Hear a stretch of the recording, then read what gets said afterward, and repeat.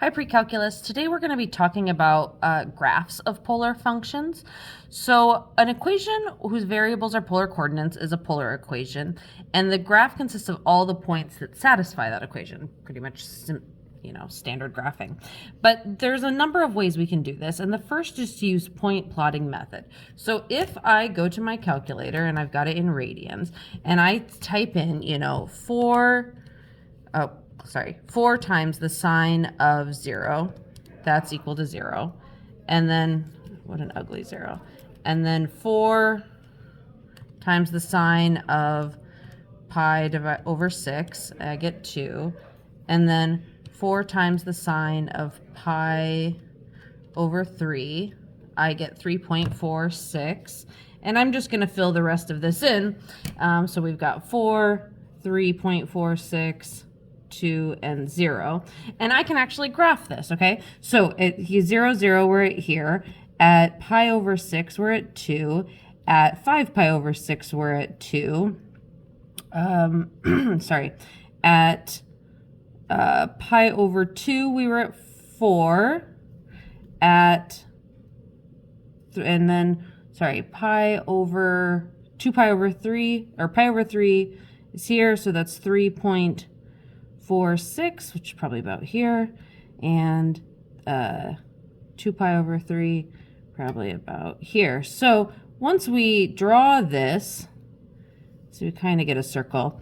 And actually, we can graph this in our calculator as well. You need to make sure that you are in your mode. You need to be here at pole, P-O-L, that's for polar coordinates, and radian. And then when you go to y equals, you're going to see that it's r. So we can type in 4 sine, and when you hit, instead of x, it's going to just show up as theta. Oh my gosh. And this graph, I'll pause it real quick. Okay, there was something wrong with my my window, but then when you graph that, you get basically the same thing. Okay, so we see that this is symmetric with respect to the y-axis. Okay, right, here's the y-axis, and it's symmetric.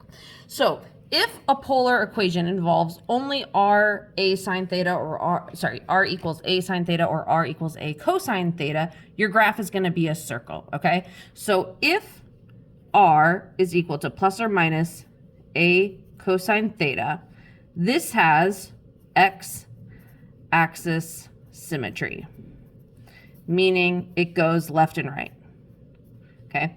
And if it's positive a, it's going to go towards the right. If it's negative a, it's going to go to the left, okay? If r is equal to plus or minus a sine theta, that has y-axis symmetry, just like what we graphed. And so that's going to go up and down, okay? And if a is positive, that's going to go up. If it's negative, it's going to go down, all right?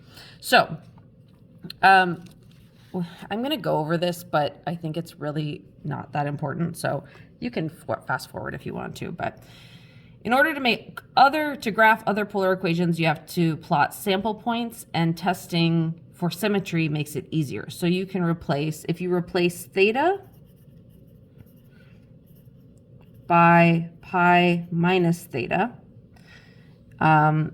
it has y-axis symmetry, where theta is equal to pi over 2, obviously. If you replace theta by negative theta, then it has x-axis symmetry, which we know is also the polar axis, okay? And if you replace r by negative r, the symmetry is at the origin, which is the pole. Okay, so these are enough to guarantee symmetry, but if they're not necessary, they are not necessary. So even though it might fail a test, it doesn't mean it's not symmetric, but if it passes, it is. So anyway, here's some quick formulas for you. You don't have to do any of that. So let's talk about special types of graphs. The first is a cardioid, okay? And the formula is r equals a plus or minus b cosine theta, and r equals plus or minus a plus or minus b sine theta, okay? So let's go down here and graph A, B, C, D, and then look at these. So if we graph this, cosine tells us it's going to go left or right, right? So it has x-axis symmetry, okay? And since it's positive, A is positive, it's going to go to the right, okay? And we can actually graph this with some like tricks here. So we can take A minus B is equal to 0. That's going to give us one of our points on the x-axis. Then A plus B, in this case, is equal to 4. This is A, this is B. So that's going to be kind of, I almost want to call it the length, but that's not really accurate.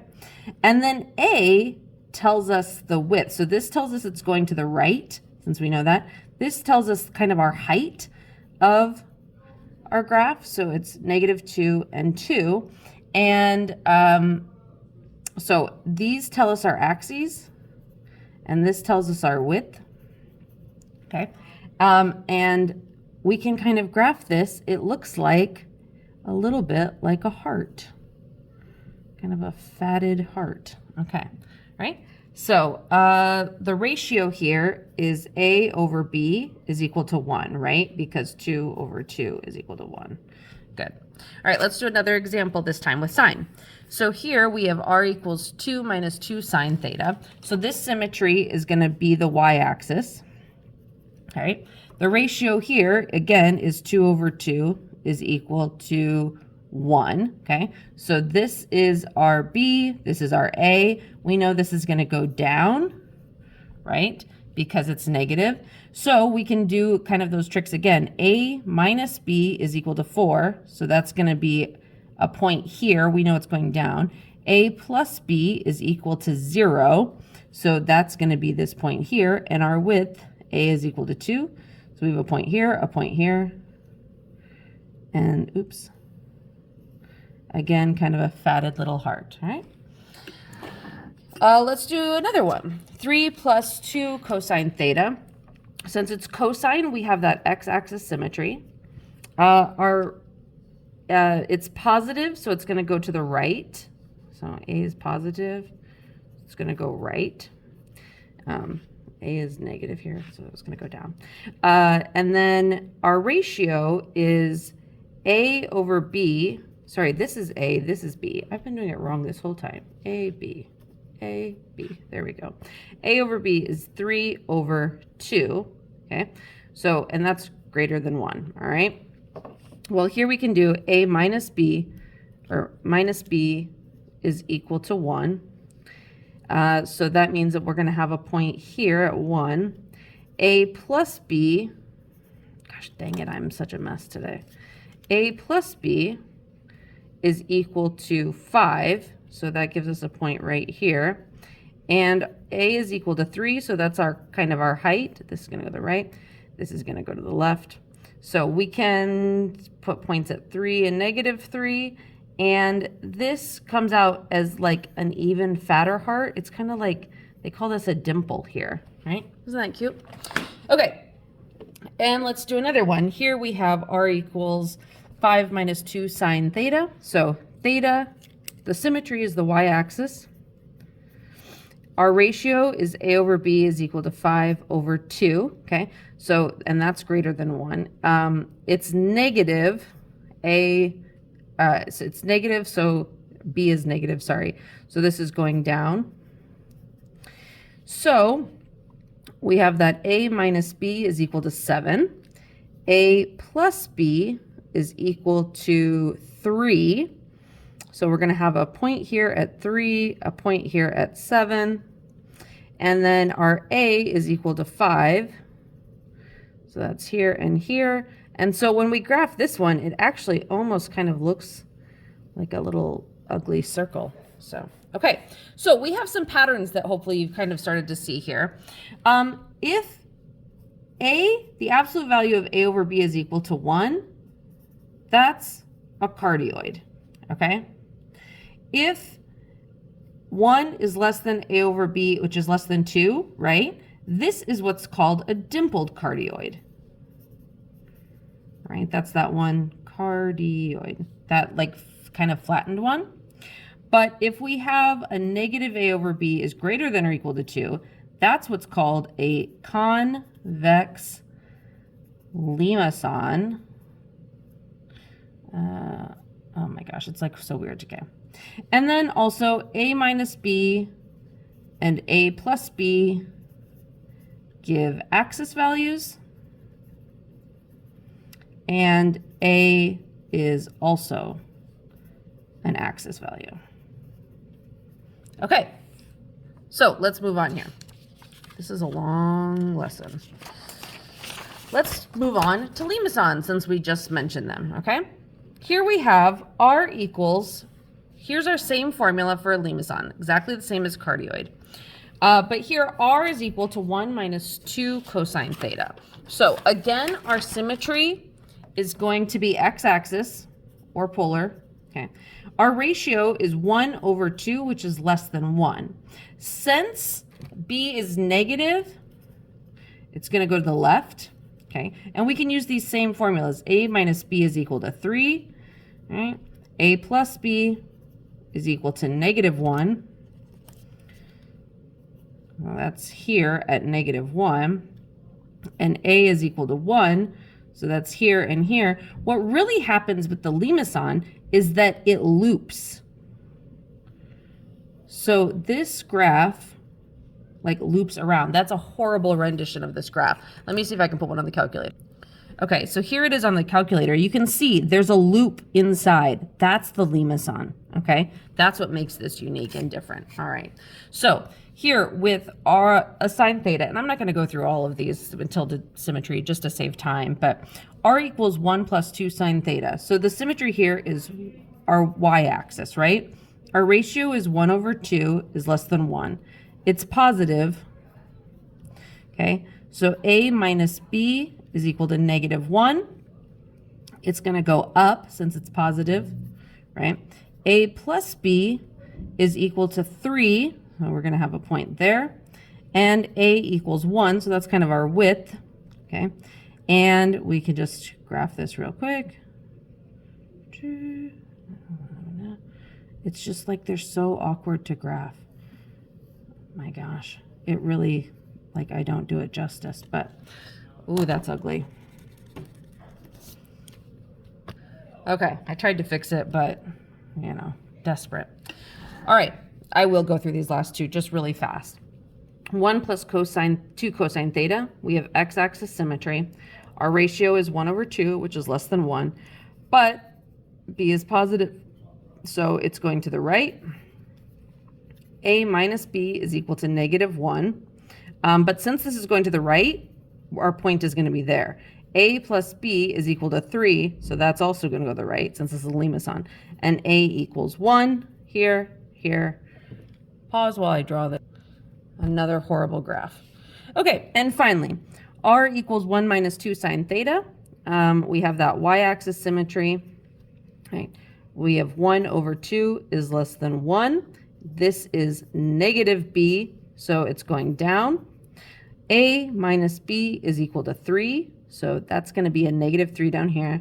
A plus B is equal to negative 1 there.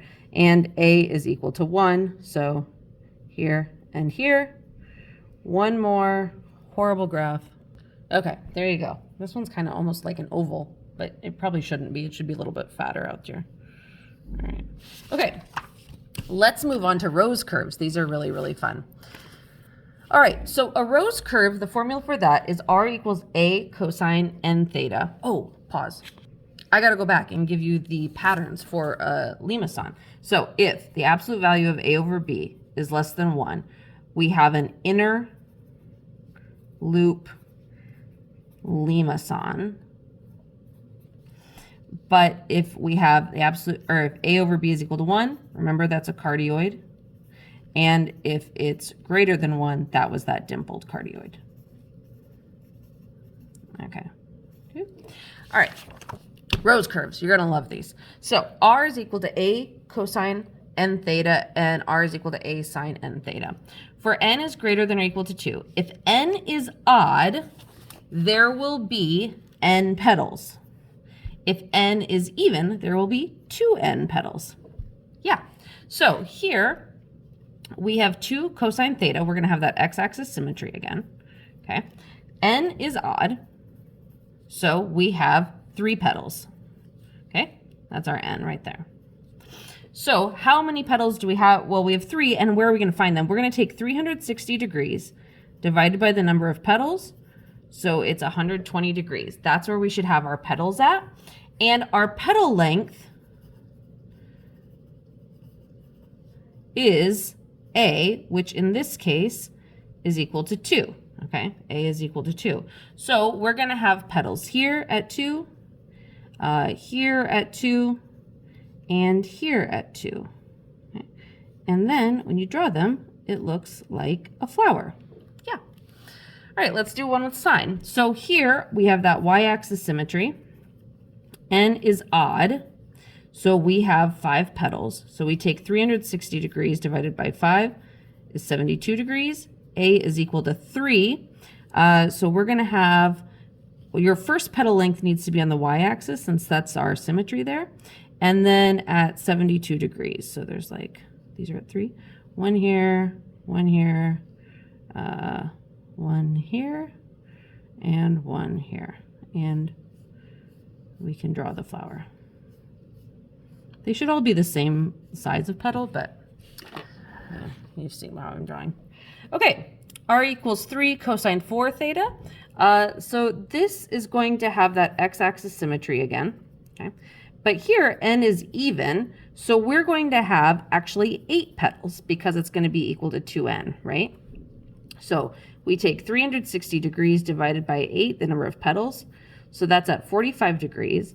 And since A is equal to 3, we're going to start here at 3. And we'll have 8 of them. They're so cute. And at 45, 45, 45, 45.